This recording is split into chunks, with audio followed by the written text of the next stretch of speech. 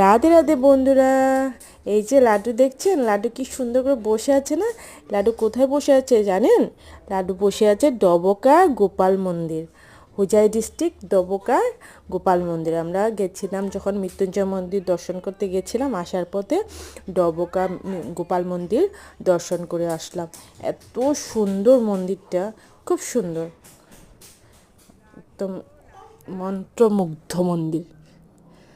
মন জুড়ে গেছে একদম, দেখলে তাকিয়ে থাকি মনে হয় এত সুন্দর। মানে এখনই কথা বললে তাকিয়ে থাকলে যে সত্যি অসম্ভব সুন্দর, অপূর্ব অপূর্ব। এমনি তো আমাদের লাড্ডু এমনিই সুন্দর, আর সেদিন দেখতে পেয়ে সামনের দিকে এত ভালো লাগছিল, অসাধারণ। কি সুন্দর দেখছেন, উফ। আমরা সবাই গেছিলাম। এই হলো আমাদের মেজদির বাড়ির পেট ডগ। ওনারা পারমিশন দেওয়ার পরেই আমরা মন্দিরে নিয়ে গেছিলাম। তারপরে ওনারা বললো যে তিলক করতে, তারপরে তিলকও করিয়েছে ওকে। সত্যি খুব সুন্দর একটা পরিবেশ। আমরা গেছিলাম প্রায় বিকাল 5টা, আর ফিরেছি 8টা।